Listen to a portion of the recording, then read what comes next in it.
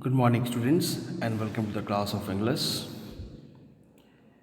Today, Pankaj Singh Thapa is again in front of you with the new topic, that is the chapter "The Portrait of a Lady" by Khushwant Singh, and this chapter is from the book Hornbill. So let's begin.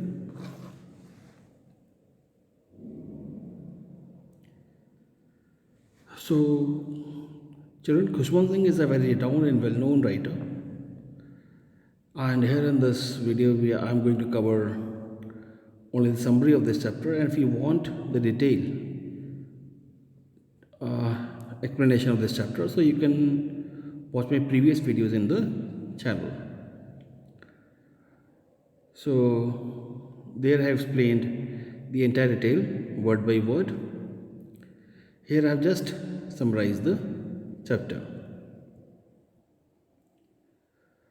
So children, in the Portrait of a Lady, Khushwant Singh has given an account of his grandmother, and he draws a lifelike portrait. She was very old, her face was wrinkled, her hair was white. So when it is said that lifelike portrait, so author in his words has given the even minute description of the person, whether physically or the other characteristics. So if we talk about the grandmother, the author has said that she was very old and her face was wrinkled. Her hair was white, and it was hard to believe that once she had been young and pretty. Now, why it was hard for the author to believe that once the grandmother was old and pretty? The reason behind this is, since his childhood, author has seen the grandmother like that only. And that's why it's a child's psychology that whatever you see in your beginning years, you expect the thing to be like that only. Alright? So that's why it was hard for the author to believe that once the grandmother was very young and pretty. And the grandmother was so old, her face was wrinkled and hair was white. That too gave him the reason that it was very hard for him to believe that once the grandmother is young and pretty. Now his grandfather's picture was hung above the mantelpiece in the drawing room, and he wore a big turban. His clothes were loose. He looked at least 100 years old. So the grandfather's picture was hung over the mantelpiece. Mantelpiece, children, I tell you, it's a decorative rack which is constructed above the fireplace. And fireplace generally we construct in the cold country. In India also we construct the fireplaces. So what is the mantelpiece? It's a decorative rack above the fireplace. So just above the mantelpiece, the grandfather's picture was hung in the drawing room, and he wore a big turban. His clothes were loose. Now, grandfather was wearing a big turban and his clothes were loose.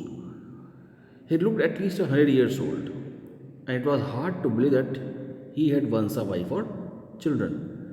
As it was hard for the author to believe in the case of grandmother that once she was young and pretty, similarly, it was hard for the author to believe that once the grandfather had wife and children. Because, earlier the marriages took place in an early age, and especially the girls were very less.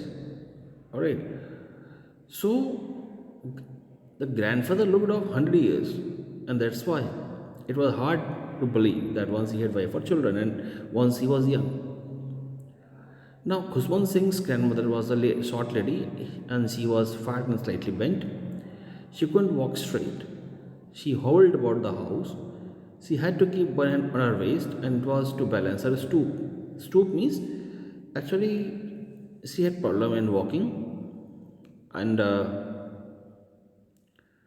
that's why she had to keep one hand on her back to support, and other hand she held a rosary. Rosary, children, means it contains rudraksh, beads of rudraksh, and then the worshippers they constantly move that rosary to pray the god. So always she was telling the beads. Her lips constantly moved in prayer. She put on white clothes, and the reason behind it was that as she was a widow, and it was customary in previous times that widows had to wear white cloths. Now, her silver locks scarred her pale face, and she looked like snowy mountains in winter. She was a picture of peace and contentment, and she was very old. So she looked like snowy mountains.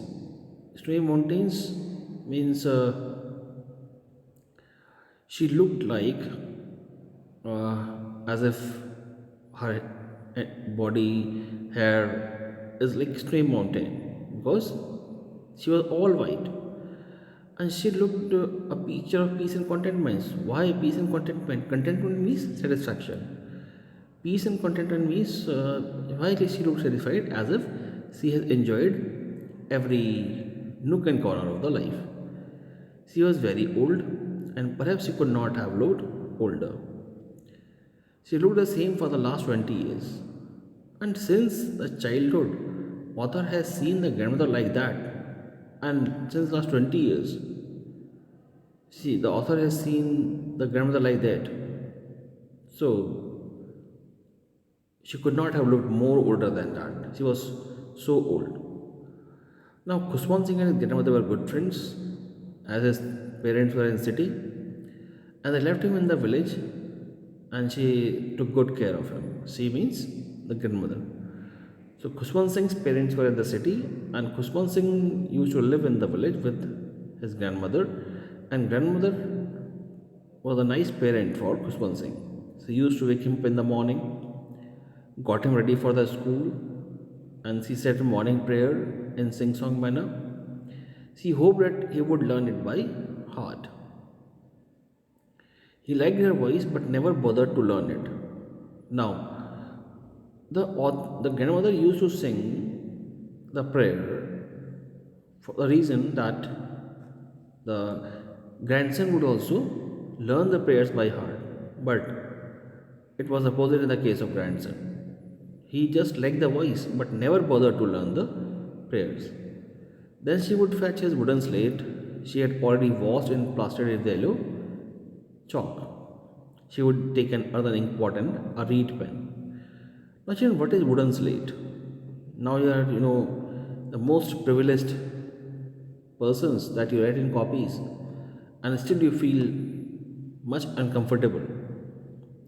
You know that children of earlier times, they had to write on a wooden plate-like thing, and that plate had to be washed daily, painted with black, and then lines had to be drawn, and then the child used to go to school and write, and again come back home and do repeat the same process, washing the slate, painting white, drawing lines, and it was a daily routine.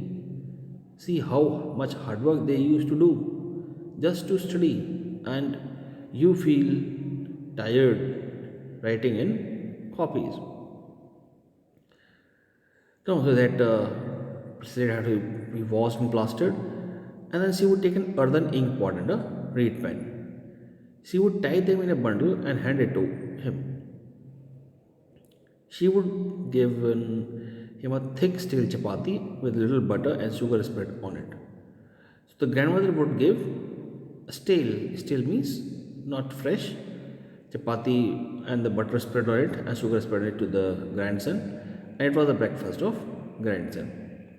Now she carried several steel chapatis with her for the village dogs. What did this signify, children? Two things we have come to know about grandmother from this paragraph, that she used to tell the beads of rosary, and second, she used to carry chapatis for the village dogs. It means she was a religious lady. Children, this question can be asked in exams. How can you tell that the grandmother was a religious lady?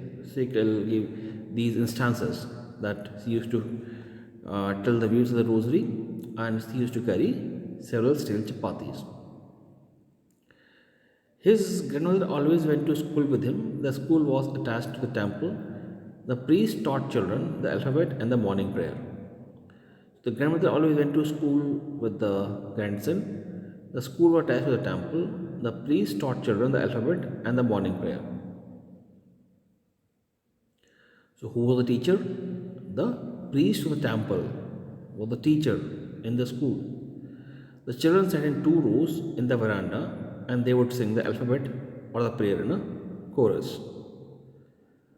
Alright, the grandmother sat inside the temple and she would read the holy books. So, till the time priest was busy teaching the children alphabets and morning prayer, the time grandmother would sit inside the temple and she would read the holy books. Then they would walk home together. The village dogs would gather at the temple door and they throw chapatis to them. So while returning from the temple, they would get the village dogs and then they would feed them.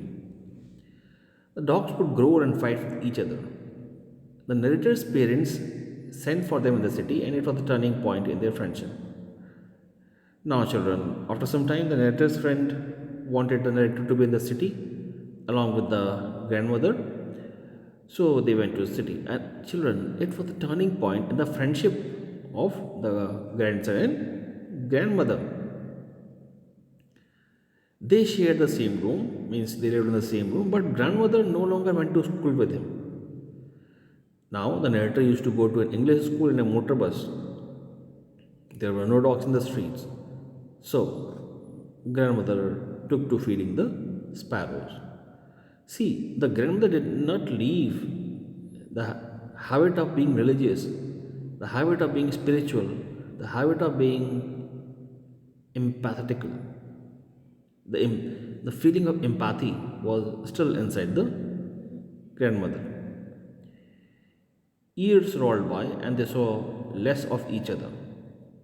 Sometimes she would ask him what the teacher had taught him. She did not believe in the things they taught at the English school. She was unhappy, as she did not like English or science. She felt sad that there was no teaching about God and scriptures at school. Alright, so grandmother was not unhappy about what was being taught in the schools, only English and science. There was no teaching of God and scriptures. But in the village, the author used to learn about God and scriptures. The narrator one day told her that they were being given music lessons and she was disturbed. When author told one day that he is going to learn music, the grandmother got disturbed because she considered music to be quite indecent. For her, it was good only for prostitutes and beggars. It was not meant for gentlefolk. Means grandmother considered music as lowly. Now, the narrator went to university. He was given a room of his own, and the common link of friendship was broken. The narrator grew old. He went to university, and now the distance between the grandmother and the grandson increased. The grandmother accepted her loneliness quietly, and she was always busy with her spinning wheel and reciting prayers. She rarely talked to anyone. In the afternoon, she relaxed for a while. Then she would feed the sparrows. She sat in the veranda, she broke the bread into little bits, then she would throw them to sparrows. So, and the author went to university. Now, grandmother turned more lonely. So, she kept herself busy spinning the wheels. Spinning wheel, as was used by Mahatma Gandhi. And she kept on reciting prayers. And she minimized her talks. And in the afternoon, she used to feed the sparrows in the veranda by throwing bread crumbs. Hundreds of sparrows came there and they created a hell of noise. So sparrows came there and it was quite noisy. Some came and sat on her legs, others would sit on her shoulders, some would sit on her head. She smiled but never frightened them anyway. Feeding the sparrows was the happiest half hour of the day for her. So, feeding sparrows was the happiest time for the grandmother. The narrator decided to go abroad for higher studies. So, after completing the studies in university, the narrator decided that now he will go to abroad for higher studies. He was to remain away for 5 years. The grandmother was very old. She could die any moment. The narrator was worried, but the grandmother was not upset. It is known as fight back spirit children. Grandmother was now very old. In his childhood, the author had seen grandmother old only, and now he is young and going abroad for higher studies. The same is the grandmother. It means her end was near. The narrator was worried that he would not be able to meet the grandmother. But the grandmother was not upset. She showed no emotion. She came to the railway station to see him off. Her lips moved in prayer. Her mind was lost in prayer. Her fingers were busy telling the beads of her rosary. She kissed his forehead silently. The narrator thought that it was the last sign of physical contact between them. So the grandmother kissed on the forehead of the grandson, and the grandson thought that it is the last physical contact between grandmother and the grandson. The narrator returned after 5 years. His grandmother met him at the station. See the willingness to live. That the after returning after 5 years, the grandmother met him at the station. She did not look a day older. She did not speak anything. She held him in her arms and she went on reciting her prayers. In the afternoon, she fed the sparrows as usual. In the evening, a change came over her. She did not pray. She collected the women of her neighborhood. She got an old drum and she continued thumping the old drum for several hours. She started singing. She sang of the homecoming of warriors. They had to persuade her to stop. She might overstrain herself, and it was the first time that she had forgotten to pray. So that afternoon, she fed the sparrows, she collected the women in the neighborhood, and she took an old drum and started beating the drum for several hours. She started singing, and she sang of the homecoming of warriors, means a song which reflects that the warriors have come home after winning the battle. Now, the other ladies had to persuade the grandmother that stop singing. You are very old. And it was the first time that she forgot to pray. The next morning she fell ill and she had a mild fever. She told them that her end was near and she realized that she had forgotten to pray. She didn't want to walk. It would be best, it would be waste of time. She ignored their requests and lay peacefully in bed. She was praying and telling beads. Then her lips stopped moving. The rosary fell down from her lifeless fingers. Her face looked pale but peaceful. She was dead. So, what can you say, children? That the grandmother was waiting for her grandson. She wanted to meet the grandson physically, and she, although it is not possible, but she kept her alive till the grandson returns. But now she was dead. She was laid on the ground. She was covered with a red shawl, and arrangements for her funeral were being made.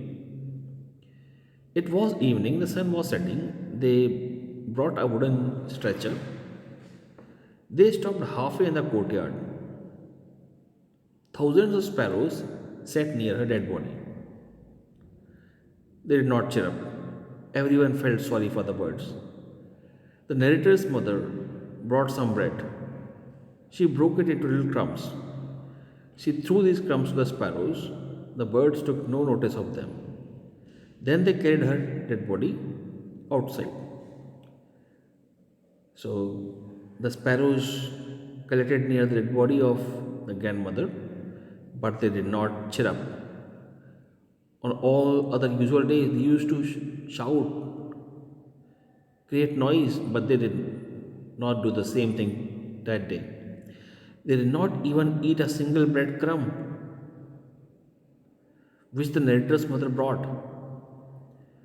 They did not take any notice of them, and then they carried her dead body outside. The sparrows flew away quietly. The crumbs of bread still remained lying there in the courtyard. Evidently, sparrows had come to mourn the death of the grandmother.